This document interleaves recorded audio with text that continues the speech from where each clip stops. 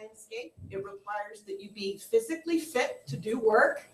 I'm not in such good shape anymore, but it's a very, very challenging landscape with very large rock shelters that you see here. And you can see the people, very small, climbing here up the canyon, up the side of the canyon.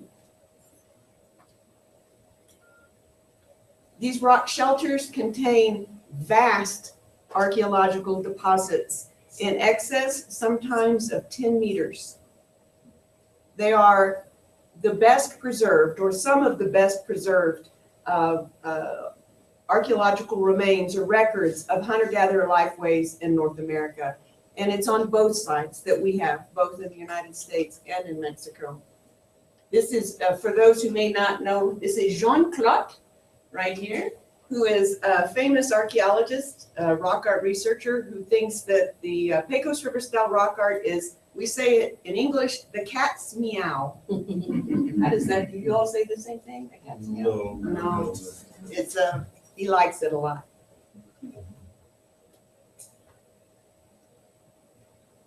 This is a shelter known as Parita shelter, and you can see again the depth of the deposit. Here is a person going up. These are some examples of some of the artifacts that we have that are preserved in these deposits. They date back to at least 14,000 years, but likely also Paleo-Indian. Yeah, yes. This is a very interesting material culture that we call them painted pebbles.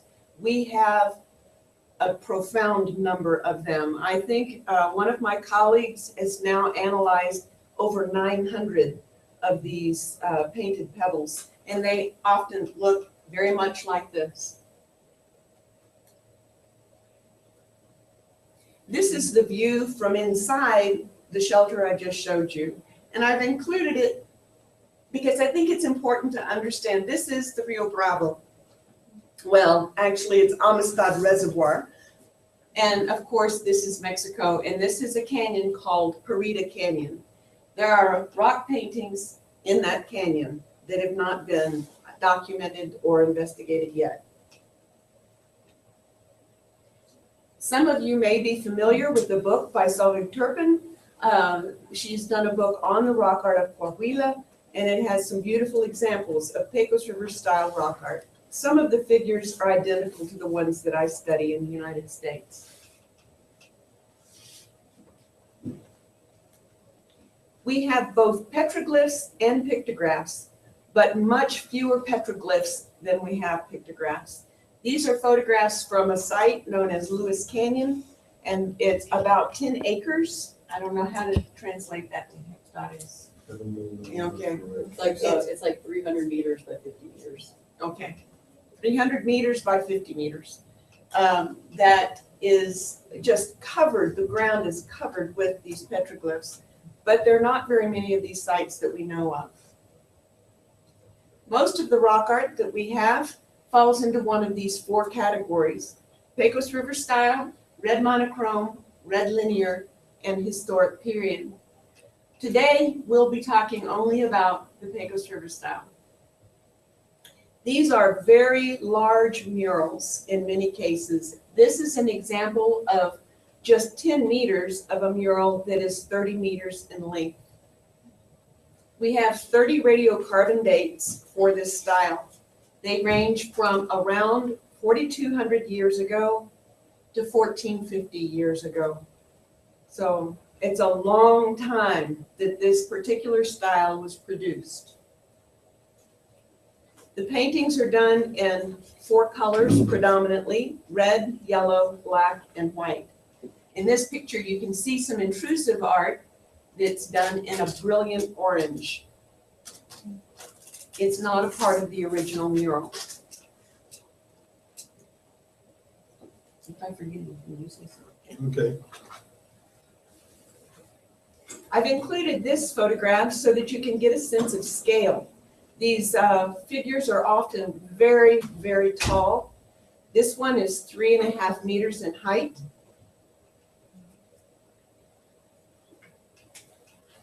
The anthropomorphs are very diverse in their form. They have many, many different types of attributes. They're very complex.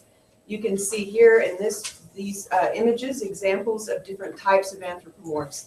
They're portrayed sometimes with no heads, with decorations on their body, with paraphernalia, with various types of headdresses, adornments.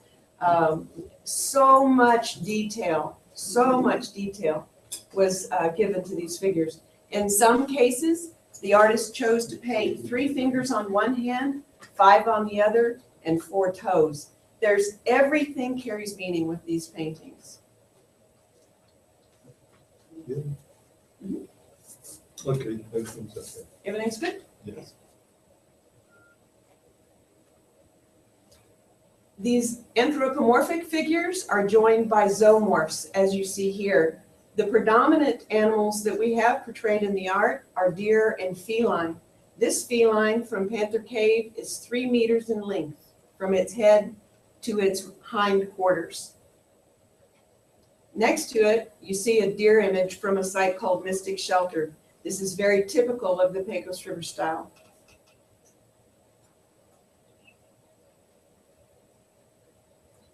We also have reptilian figures, such as this horned serpent.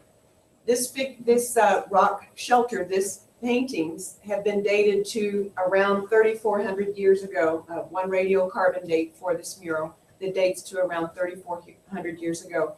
It is a horned serpent with a human form in its antlers or in its horns.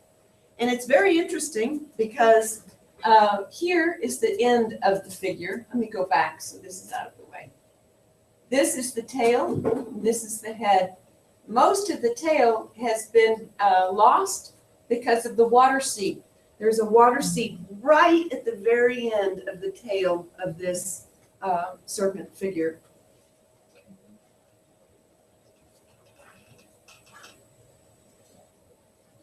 And some of you may also notice a symbol here that may look somewhat familiar, an S-shaped curve, somewhat like a Shonakawili.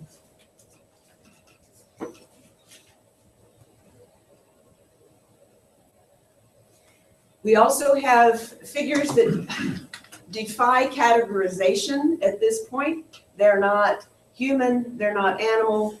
They may be geometric forms, they may be various types of amorphous forms, very complex figures. These are very difficult to categorize, but we collect attribute data on these in excess of 124 attributes for each one of these enigmatic figures.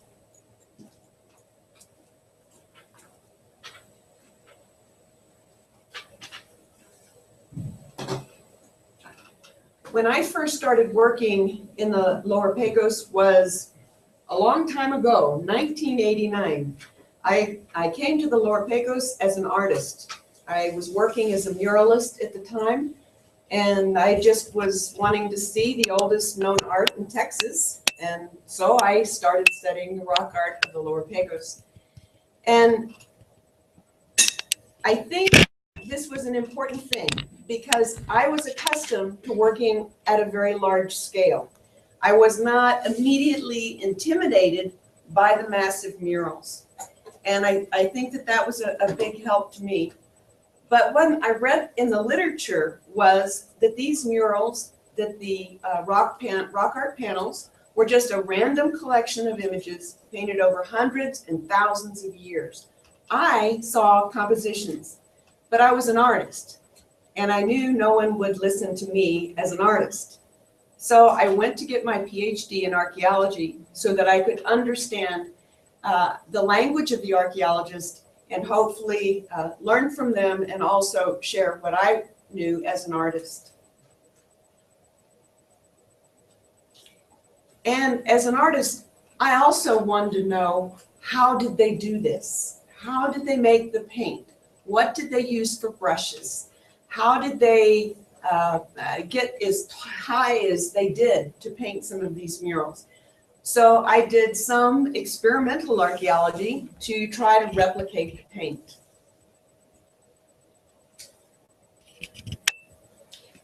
We knew from research that had been conducted that there was an organic binder in the paint. No one knew for sure what that organic binder was. There was speculation that maybe it was blood. That's possible, and I believe it likely could have been incorporated, but we have white paintings. So blood is not going to be in the white paintings or the yellow paintings. There, speculation of egg whites, I don't know. Clara de huevo. Yeah. But again, as an artist, I saw the fine lines that continued for, in some cases, as much as 10 meters, beautiful fluid lines.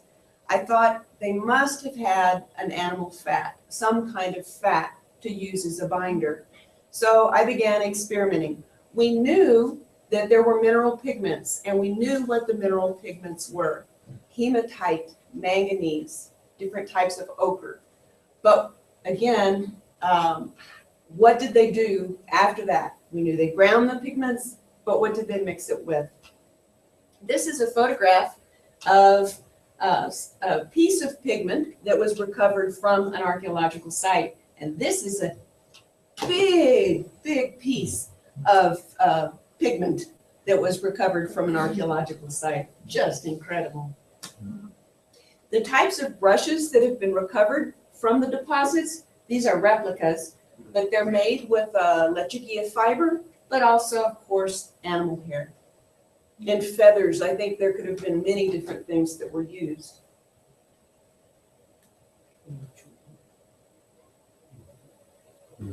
So I started with the experiment, grinding and grinding and grinding the mineral pigment, which is not easy.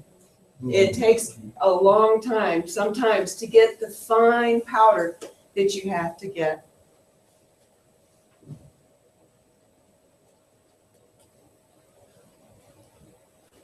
Then I started experimenting with the bone marrow of a deer.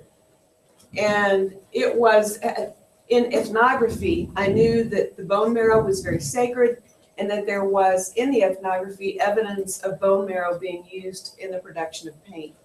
So I used the bone marrow and mixed it with the mineral pigment.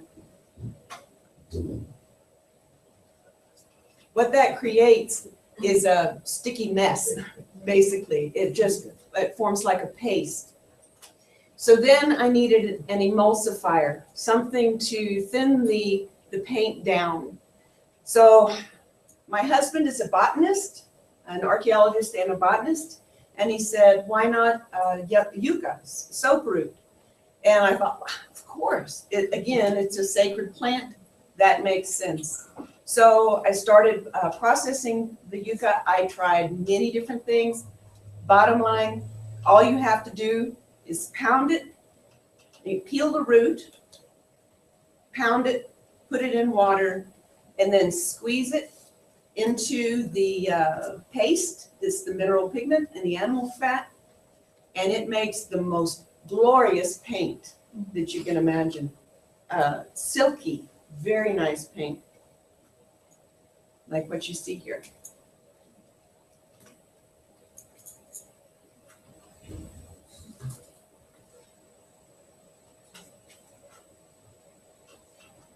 Another thing I experimented with was, in some cases, the lines were so fine, I wondered if they prepared the canvas, if they prepared the rock surface first.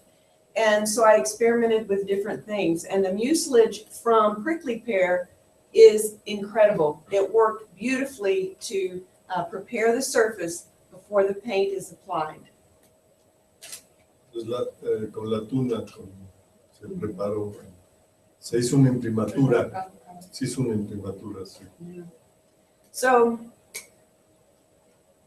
it was interesting. After I had done some of that work at Texas A&M, they began analyzing the paint, and they did some DNA studies on the paint and found that the organic pigment or the organic material was likely the animal fat from an ungulate, either bison or deer. So it was confirmation of what I had been looking at.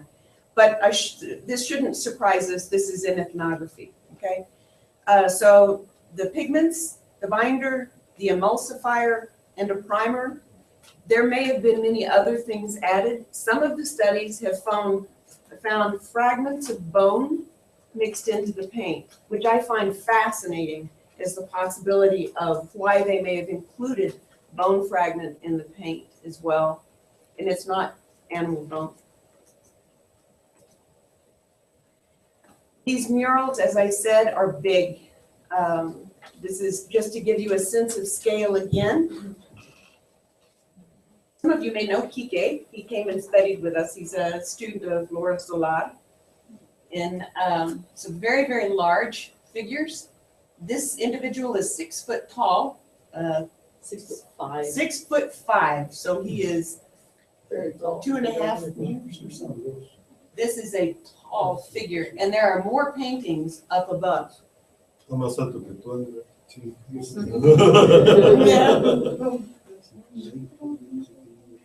This makes documentation a challenge. It also requires that you not have a fear of heights. This is me up on top of the ladder. I will go to all heights to document rock art. That I was at the base of the panel. There were more paintings above where I am. Yeah. And here there are paintings on the ceiling that you can see me reaching out toward. And again, another figure that's 10 meters in height. And you can see the person here at the bottom. And the lines on these are as straight as what you see here. Perfectly straight, all the way down. Beautiful taper, all the way down. When I first started doing work, I was told that the artists were under the influence of hallucinogens when they painted these paintings.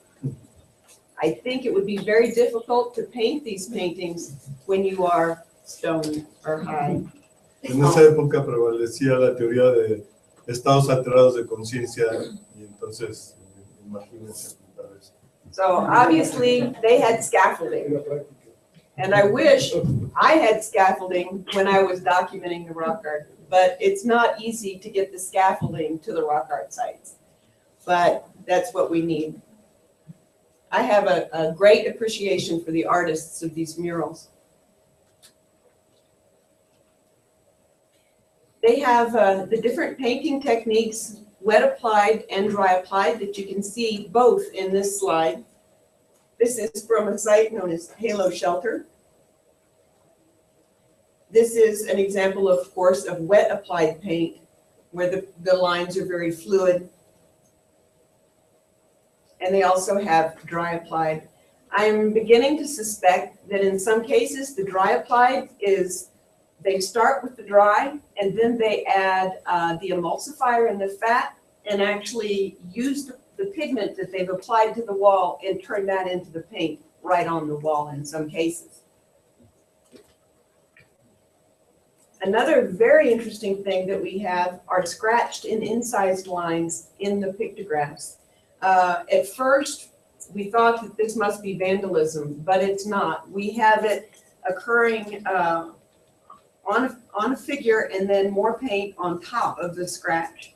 So this is something that's being done in prehistory, and it's sometimes very intense, as you see in this example, on this feline's face. El esgrafiado que se hacía sobre la pintura. ¿Sí? ¿Por qué se ve blanco abajo? It's the limestone that's scratched through the paint. It's not a stucco or No, stucco. no, it's scratched through to the limestone underneath. Okay, thank you. They also do a lot of incorporation, where they incorporate the image with the natural structure of the wall, such as in this example, where the mouth of this deer has the paint going around the hole that's right in front of it. It's just beautiful. This is done over and over again, And oftentimes it's overlooked in documentation. We don't always pay attention to everything that is in context with this. But this is an interesting figure for more than that reason, because it also shows overpainting, where they've come back, or someone has, and touched up the painting. You can see a lighter shade of red, almost a red-orange, over a dark red in those locations that I've marked in squares. Que esto no es inusual porque en toda la pintura de Baja California durante 8,000 años se repintaron las mismas figuras y eso ya está perfectamente bien registrado. We don't see it as much in the Lower Pecos, so I was very glad to see this. And also that fine wash of paint that's been applied later was over the top of an area that had previously been scratched. That confirms that it was done, the scratching was done in prehistory. This figure is also associated with dry applied, almost like Crayola marks associated with it.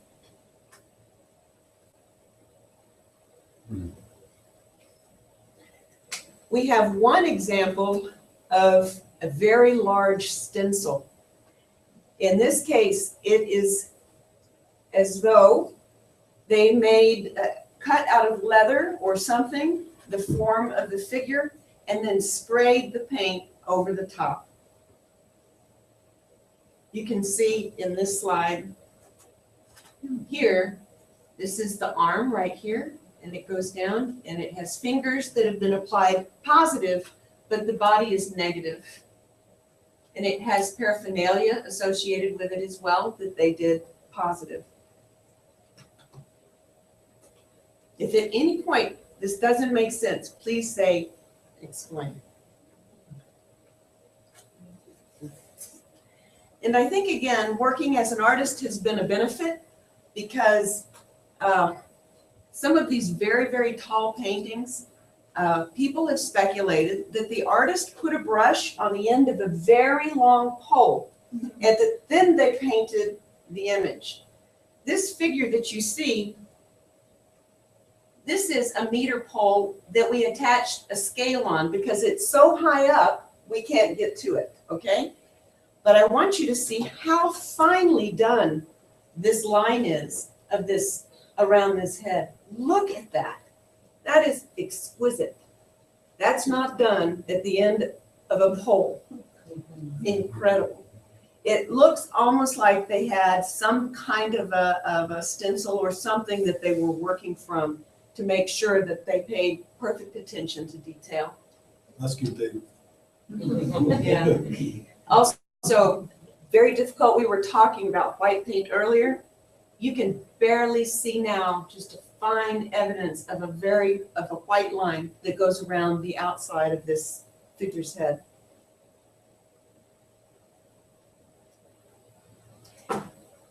This is an example. This was fun for me when we were documenting it because I could see the artist's hand in a way. You could see where, you know, when you paint something and you apply the paint and then you remove what you've used as a straight edge and it leaves the line, you know, and that's what this was. You could see all the way down the figure where they used a straight edge to produce the fine line that went along the outside. Tremendous attention to detail. Tremendous attention to detail. All of these types of things are what we are documenting in our project, the Rock Art Preservation Initiative that we're doing now. I presented on this already twice on Monday and on Tuesday. I won't go into extreme detail on some of the techniques. I'll focus mostly on some of the techniques used for identifying stratigraphy, the order in which the paint was applied to the wall. The site I'll be speaking about this afternoon is the White Shaman site. So the examples I will use today are from the White Shaman site. So I'll talk some about the documentation process so that you'll understand and what informed the future work. Tell them that they can get Oh, yeah. the details. If you're interested in getting a copy of the process, please let us know. Vicki has cards, I have cards, and we'll send it to you. We have a manual, very big manual, that we are currently publishing or working to get published online, and it will be available as well. The site that I'll be speaking to you about today is known as the White Shaman Shelter. This gives you a sense of its location. It's facing southwest, and it's only about maybe a quarter of a mile, don't know what that is in meters, not very far from Mexico, very, very close. We've documented the site using 3 different types, or mapped the site using unmanned aerial vehicles or drones, LiDAR, laser mapping, and a technique called structure from motion photogrammetry.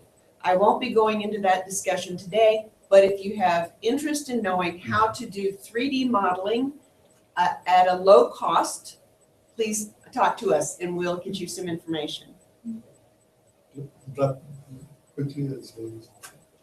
Yeah. Para la foto satelital utilizan los drones, que también sirve para localizar los sitios, y las otras técnicas es para poder reconstruir de manera muy detallada todos los murales, y en particular la técnica de LiDAR permite reconstrucciones 3D de niveles menores al milímetro. Vamos a ver, are you going to show the animation? I can. I Okay. have later. Okay. We could do that in a break or something. Okay. ¿Es con método láser? Sí, láser.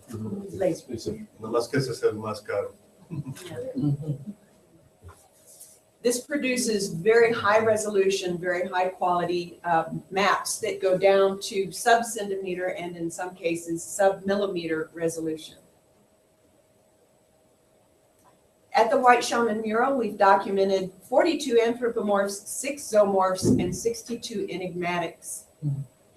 Each one of these figures is given its own unique identification code, as you see here, that includes the archaeological site number, what type of figure it is, and its figure number. This is the 15th anthropomorph documented at this site. After we have given a unique number to these figures, we use a total data station to map them on the landscape, to shoot the figures in, as you see here.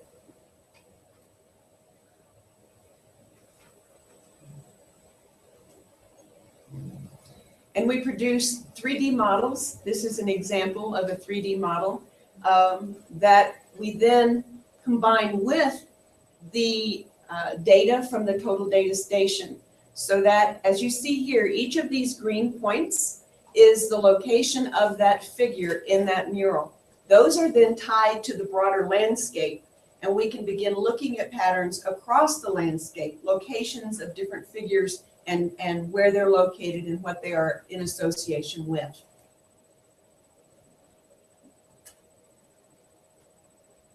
For each one of these figures, we collect a tremendous amount of data. Again, I'm not going into the detail here, but we collect a tremendous amount of data. And to guarantee data integrity and consistency in the identification of different attributes, we use a manual that we've developed that defines clearly all of our terms so that everyone is speaking the same language. Sí, esto es muy importante, muy rápido, que tienen alrededor de 100 atributos cada una de las categorías que se utilizan, y entonces son las que definen en qué categoría entra cada una de ellas, y toda esta información se va a la base de datos en las tablets. Se consulta la base de datos y hay ilustraciones para confirmar si sí pertenecen o no pertenecen a una u otra categoría.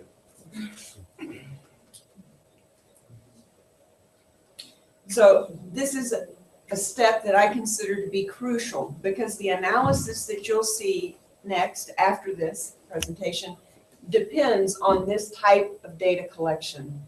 I've already used this quote many times. Many of you have seen this, but I think it's so important that we remember that the artist did not just apply those attributes, that whatever they used to define that figure carried meaning. And it's our responsibility to then capture that. It would be otherwise like transcribing something and leaving several words out. You wouldn't get the full meaning. Sí, la hipótesis principal de Carolyn es que todos los elementos que aparecen en las pinturas rupestres tienen una intencionalidad y un sentido y están ahí por alguna razón, no son casuales, y en ese sentido es indispensable hacer un registro minucioso para que todos estos detalles que son portadores de significado puedan incluirse a la hora de hacer el análisis y la interpretación.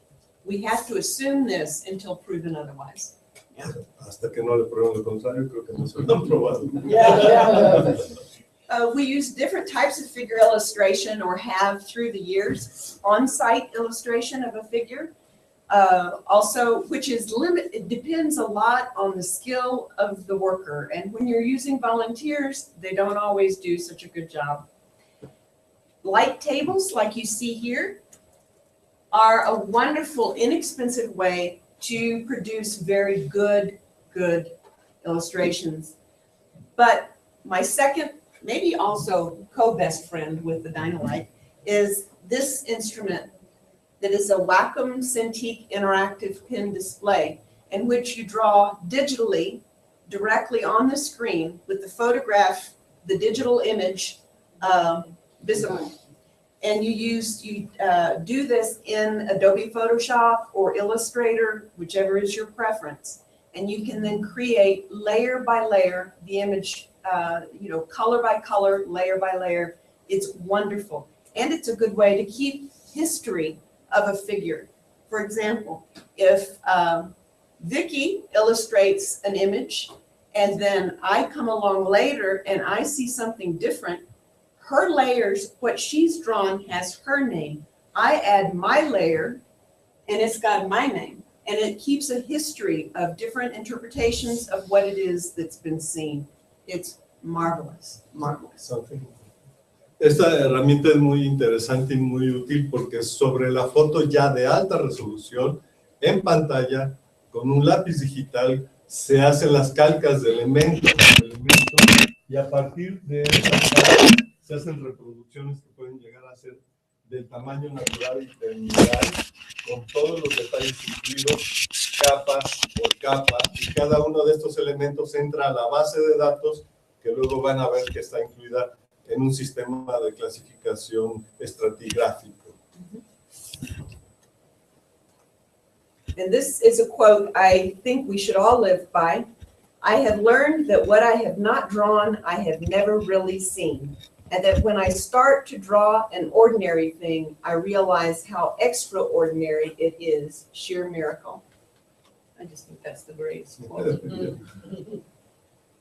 So, as I said, we do this work directly on these tablets, on the Wacom Cintiq or Wacom Cintiq. And what you'll see here is how this essentially works. I will start this process, I'll start the slide, and then it will show you each individual layer as it's applied to this, for this section of the mural.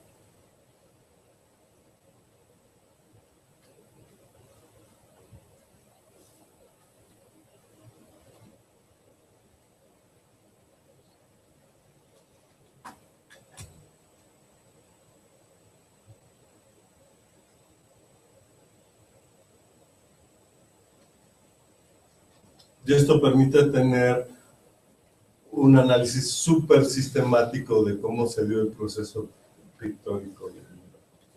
Depending on how detailed you want to be, you can create a layer called, we have a layer called spalled. I don't know how to spell that. It's where the rock is fallen away like this. Okay, you know what I mean? Sí. So that you can actually create a layer that makes it look exactly as it is now, or you can make it look as though it might have looked in the very beginning. Sí, aquí se puede hacer una imagen que muestre tal como está el día de hoy, incluidos los efectos del deterioro, o crear una imagen que permite producir una supuesta versión original sin el deterioro que ha provocado el paso del tiempo y la influencia de los elementos sobre el mural. But before you can do this, actually using the Wacom Cintiq forces you to do is to look at its stratigraphy in a way you may not have looked at before, because you're forced to determine layers. So we began analyzing not just the stratigraphic relationship between figures, as you see here, but the stratigraphic relationship between colors within a figure, to know the order in which the paint was applied to create that figure. The problem is that's not always easy. And you can see here, we get frustrated sometimes because you can't determine it in the field. So we needed to find another way to study stratigraphy beyond using a loop. Es decir, a simple vista ni con lupa no se puede hacer, pero afortunadamente existe que es el otro mejor amigo de Caroline de por vida, y que es un aparato que va a describir. This is a digital microscope, and you can see me operating it here. And I'm holding the microscope. It's connected by a USB to this laptop. And this individual, Mark Willis, is actually taking photographs of what the microscope is seeing. So I determine what I need to study, where I need to study it, and then take the photograph. These are two examples that you can see where I could not determine this with the naked eye, that the yellow was clearly over the red paint, and this is at 50 power, and in this case at 200 power. Impossible to know without the use of the digital microscope that the red paint is applied over the top of the black. My life changed. It was revolutionized by this, and you'll understand why soon. When I was doing the illustrations, the digital illustrations, I was doing this figure, this deer that has black dots. I wanted to put the red deer form first and add the black dots. When I had drawn this by hand, that's what I did. But now I was being forced to look at what was the order, what came first, the red or the black. This is a microscopic image of one of these locations on that figure. And you can see the red paint clearly over the black. Throughout the entire figure, that's what we found. So when it was painted, it started like this. You can imagine my surprise. They painted the dots, and then they added the red paint. So that was a wonderful tool, and it continues to be very useful. Another tool we're using now to help understand stratigraphy, as well as what chemical elements are used to produce the paint, is something called portable X-ray fluorescence. It will tell you the chemical elements, manganese, iron, and so forth that's in the paint. Iron, the red paint we know is made from iron. The black paint we know is made from manganese. On this particular figure, I knew for sure that it had 11 black dots. But in this area, there is so much accretion. I don't know if that's an understandable word, but so much obscuring that portion, I couldn't tell if there was Estaba a dot. velada esa parte y era imposible a simple vista determinar si existía un 12avo punto o no existía. Yeah. So using this, we were able to take a reading here, and we found manganese. So now I know there are 12 points. There was a time in my life where I wouldn't have thought knowing that was critical, but I recognize now that we need to know every single dot. Okay. Les adelanto porque esto para Carolina, es muy importante porque está utilizando simbolismo numérico en la interpretación de los murales y entonces cambia totalmente el significado si son 11 puntos o 12 puntos y entonces poder determinar esto es fundamental. Yeah.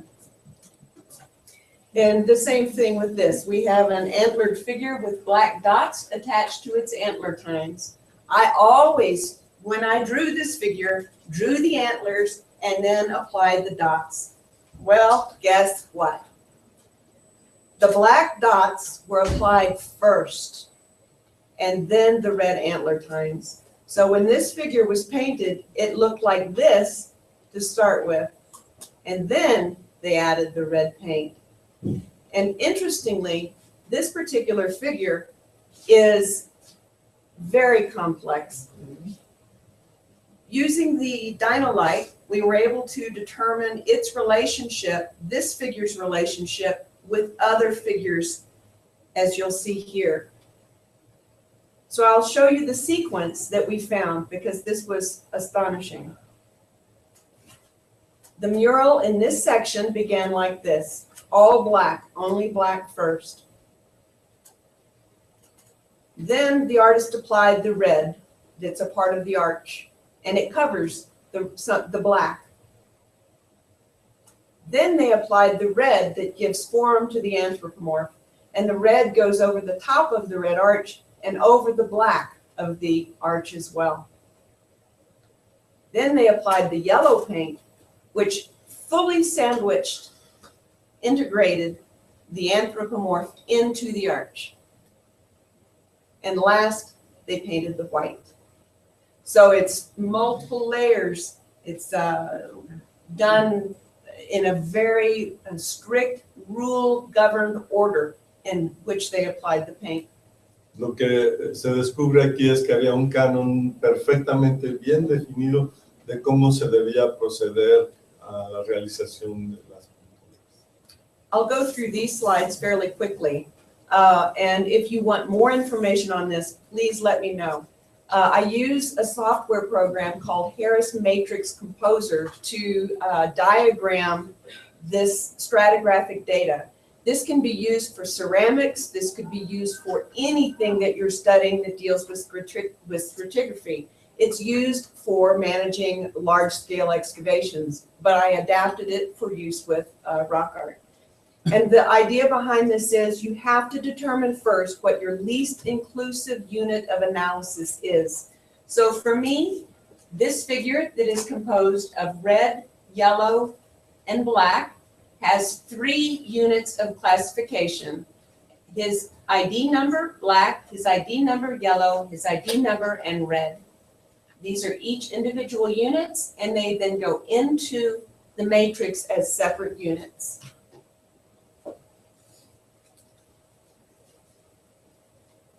The top unit is the atmosphere.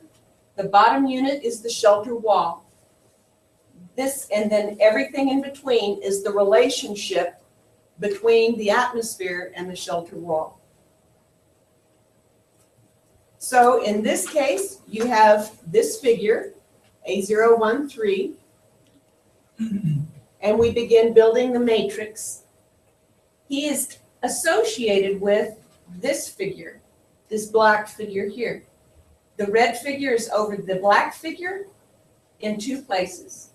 So you see here is A013, he is over A005, which is this figure, over the black, and the black is directly interacting with the wall. So you start building relationships and you just keep going and going and going. Sometimes, and this is an important point for you, is that you will have, in this example, we have these L shapes. Each one of the L shapes has a black dot located at its tip. The black dots and the L shapes are over this figure and under this figure. These, however, are not in any stratigraphic relationship, but because they are congruent figures, identical figures, as a part of an overall pattern, they are incorporated into that stratigraphic layer. So they become a part of layer 2 in this case. And again, you just keep building and building and building until ultimately you have your matrix. They can be very complex. I suggest you are in a quiet room when you're doing this without any interruption. But this software affords the opportunity to collapse layers so that you can better manage and analyze it. So what you see here is where I've collapsed the different layers.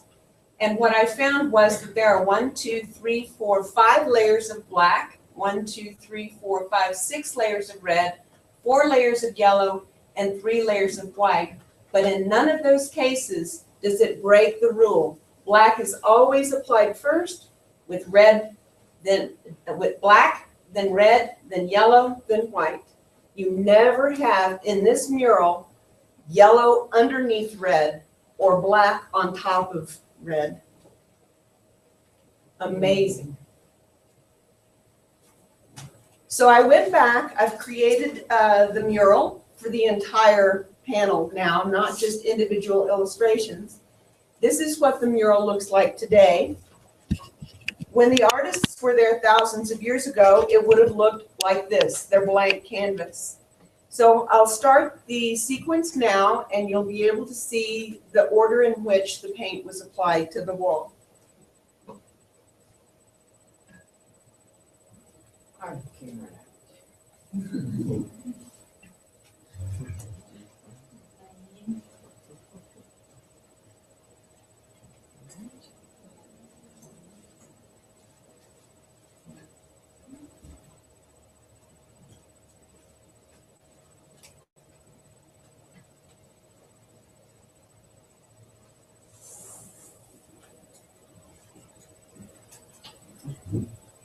No, qué maravilla.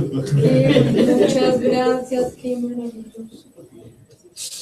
I have to tell you, true confession, when we as a team determined this sequence, I think I cried for 2 days. I'm an artist and an archaeologist. I know what this requires. And I then realized that there is no question that nothing is random or arbitrary, not even the order in which the paint is applied to the wall. Everything carries meaning.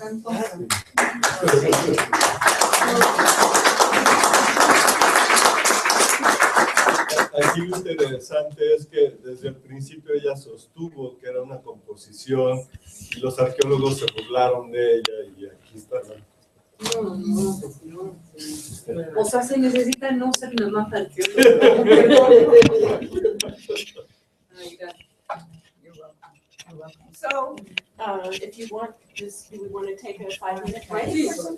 Is it, my thing says it was just an hour. Primero,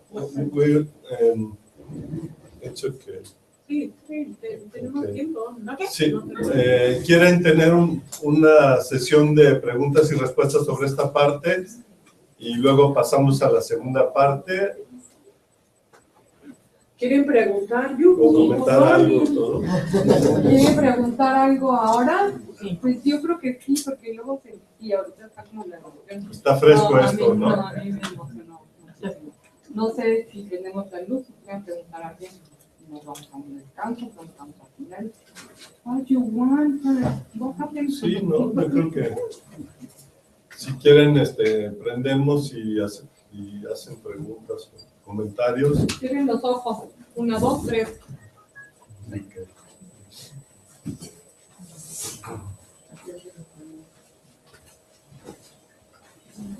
¿Cuánto? Bueno, yo primero. De tus primeros registros, Caroline, From your first recordings. a esta ¿Entiendes español? Poquito sí. Pero yo te traduzco y De los primeros registros a esta cosa que va a ser un chip de computadora.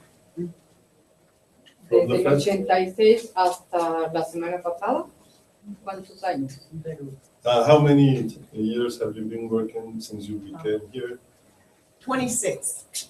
26. Y este hallazgo, proposición de la manera como se está creando el mural, es que hay muchas cosas ahí atrás, porque luego platicamos de eso cuando acabe la interpretación. ¿Cuánto tiempo te llevó a ti entender esta parte final? How much time did it take to you to understand this final thing? The structure, the composition, the whole process of painting. O sea, ¿esto cuándo lo encontraste? When did you Porque find out? sigues emocionada con ella. It was probably once I recognized that there was the need to understand this stratigraphy and started trying to solve it. It took about a year, I think, because I tried different techniques. None of them successful until I met my best friend. And then I was successful. And that was in 2013. So I published my first book that talks about the mural in 2003. And 10 years later, wow, incredible. Yo quiero comentar algo aprovechando que está Francisco y la señora aquí, porque nosotros estuvimos, y Daniel también, en el proyecto La Pintura Mural Prehispánica en México. Francisco es artista plástico y él hace como una parte de la reconstrucción de muchos de los murales que están ya publicados. Okay. Pero la parte técnica, Caroline, de esos estudios que se han venido haciendo por muchos años, tiene que ver con este mini microscopio que presentaste, que los primeros análisis que se hicieron aquí de este proyecto se llevaban las muestras a microscopios de barrido. ¿Es lo mismo?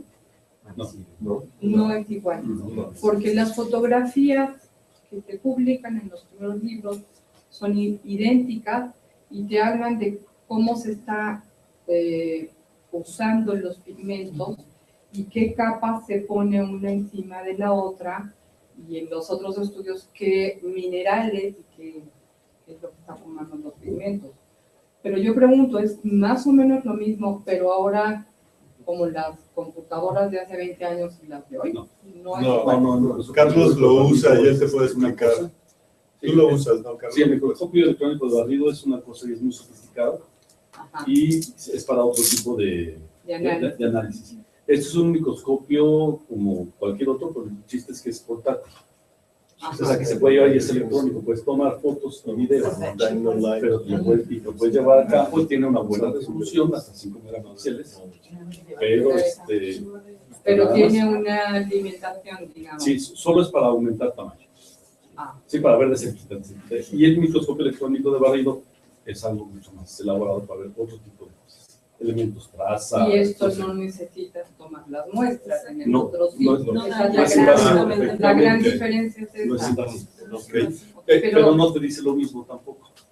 Claro. Son cosas diferentes. Son diferentes. Una de las cosas que quiere destacar Caroline es que todos los métodos que utiliza son no intrusivos.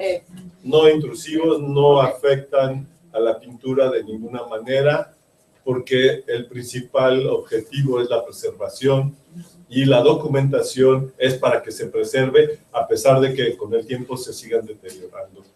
Porque ella no lo explicó, pero este tipo de roca se está desescamando a una escala muy rápida, entonces la única manera de preservarlo es a través de la documentación, y todos son métodos no intrusivos. Para agregar una cosa, lo que sí puede ser relativamente similar es el RX, el espectrómetro portátil. Sí, Ese es un desarrollo también reciente, es barato, lo llevas, tampoco es invasivo y te dice la composición mineral de los primeros. Is he talking about that less expensive one? no, about the X. The XRF. The XRF. Yeah. ¿Cuántas capas estratigráficas? How many stratigraphic layers did you find? I need to go back and look. Más o menos 15, I'd have to go back. Yeah, there's, I think, 5 of the black. I need to look, yeah, multiple. And it's interesting, the order of even the black. The first black paint that's applied, as it turns out, is associated with a figure that has now been identified as being associated with the moon. So I think that's interesting because the moon is from the beginning. Cuando hablas de las reglas que seguían para la composición, ¿estas se aplican en todos los espacios o nada más está trabajado para este lugar? She's asking if the rules that you're talking about are there, they are applied in all the murals or Okay. only in this one? Okay, we're still learning. At a site actually that this figure comes from, we found the same order, black, red, yellow, white. And there is a figure at this other mural that has the black dots associated with the antler tines, and it's the same thing. The black dots were applied before the red antler tines. Very interesting. But at another site on the west side of the Pecos River, it looks like they don't use that rule, which is very interesting. So we have much to learn. This takes a lot of time, as you can imagine, to do this. I think I have 696 microscopic images from the White Shaman site. And I don't know how many we've collected at Rattlesnake Canyon, thousands. Microscopic? Yeah, Probably about 500 to 600. 500 to 600 at this point? Oh, we didn't finish. We didn't get finished. Yeah. Okay. Para que se entienda bien, son 200 sitios que tienen localizados. Y entonces en cada sitio se han tomado 600 fotografías estratigráficas, pero para hacer esto para todos los sitios, imagínense todo el tiempo que llevaría. Entonces, ahora todavía no es posible definir con certeza si en todos los sitios se aplicó el mismo procedimiento, sino esto va a llevar un buen de tiempo de hacer todas esas lecturas estratigráficas en la mayor parte de los sitios. Entonces, por lo pronto, lo que se ha verificado es que en los sitios que han registrado, esta ha sido la regla. Pero todavía no saben si es lo mismo para todos y han encontrado 1 o 2 casos donde es probable que no hayan seguido puntualmente la misma regla. Y están aplicando entonces el mismo método, van a aplicar el mismo método Por supuesto, de abordaje. hasta que ya tengamos que... Sí, yo creo. Hola, sobre técnica de datación, ¿qué nos puedes decir? ¿Cómo estás fechando las pinturas? How are you dating the paintings? There are 30 dates for the Pecos River style. They come from locations in the mural where the paint, in some cases, is about to fall away, and very careful to remove that one piece. Some are from when the research was first beginning, from spalls that were on the ground that they found. But now what we do is to remove a piece that's about to go away, but we also date the wall, the blank wall next to it, because the Karen Steelman that we work with, the chemist, has said that there are organics in the wall that are not a part of the paint. So you have to be sure you're not just getting a date for the wall. So that's the way we do it. And she now is she gets a date for the calcium oxalate layer on top of the paint. She dates the paint and she dates the layer underneath. That's very expensive. $1,500, $1,500, $1,500 for one day, for one thing. So, Sí, quedó claro. Lo último, pero Se vayan rompiendo sus cochinitos. ¿De qué tamaño tendría que ser la muestra que se toma del pigmento para fecharse? What would be the size of the... about the size of my fingernail. Only about a centimeter, maybe, Como about un like that. centímetro, sí. I like that. Thumbnail is great, but you can do with less. Que lo ideal sería un tamaño de la uña del dedo pulgar, pero con una muestra del tamaño de la uña del dedo meñique es suficiente. Okay, gracias. Yeah, but the way that this is collected, it has to be collected very specifically with gloves and sterile equipment and aluminum foil and to avoid contamination. So it's very important. Sí, se entendió que es muy importante evitar la contaminación de la muestra, entonces tiene que ser tomada con muchísimo cuidado, con guantes, recogerla en aluminio, etcétera, con algodón, en fin, con elementos esterilizados para que entonces las fechas de los materiales que la contaminan no afecten la precisión del fechamiento del radiocarbono. Okay. 10 minutos. Okay. 10 minutes Oh, break. okay, good. ¿Está bien? Yeah, see. Sí, sí.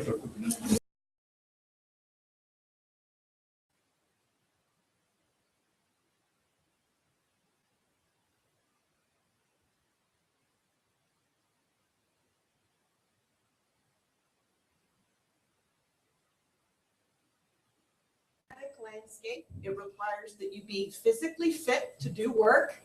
I'm not in such good shape anymore, but it's a very, very challenging landscape with very large rock shelters that you see here, and you can see the people, very small, climbing here, up the canyon, up the side of the canyon. These rock shelters contain vast archaeological deposits in excess sometimes of 10 meters. They are the best preserved, or some of the best preserved archaeological remains or records of hunter-gatherer lifeways in North America. And it's on both sides that we have, both in the United States and in Mexico. This is, for those who may not know, this is Jean-Claude right here, who is a famous archaeologist, rock art researcher, who thinks that the Pecos River style rock art is, we say it in English, the cat's meow. How does that, do you all say the same thing? The cat's meow? No. It's, he likes it a lot.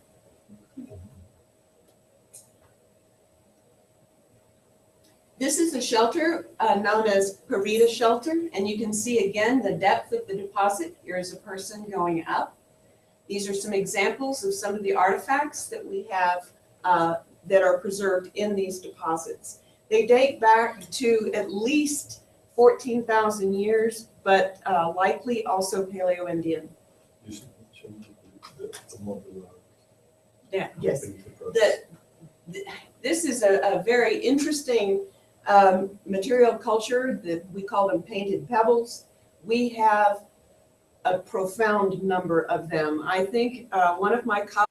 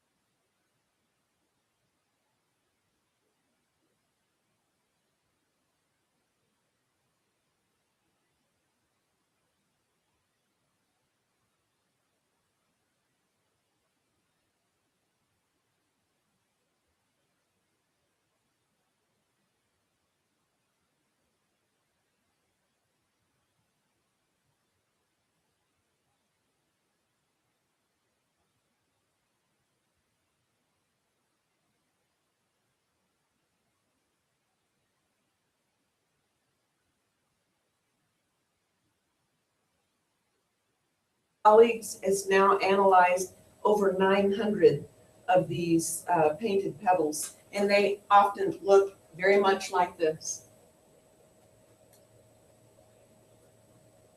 This is the view from inside the shelter I just showed you, and I've included it because I think it's important to understand this is the Rio Bravo. Well, actually, it's Amistad Reservoir. And of course, this is Mexico, and this is a canyon called Parida Canyon. There are rock paintings in that canyon that have not been documented or investigated yet. Some of you may be familiar with the book by Solveig Turpin. She's done a book on the rock art of Coahuila, and it has some beautiful examples of Pecos River style rock art. Some of the figures are identical to the ones that I study in the United States. We have both petroglyphs and pictographs, but much fewer petroglyphs than we have pictographs. These are photographs from a site known as Lewis Canyon, and it's about 10 acres. I don't know how to translate that to hectares. Okay. It's like 300 meters by 50 meters. Okay. 300 meters by 50 meters. That is just covered, the ground is covered with these petroglyphs, but there are not very many of these sites that we know of. Most of the rock art that we have falls into one of these four categories: Pecos River style, red monochrome, red linear, and historic period.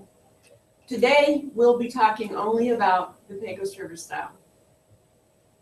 These are very large murals in many cases. This is an example of just 10 meters of a mural that is 30 meters in length. We have 30 radiocarbon dates for this style. They range from around 4,200 years ago to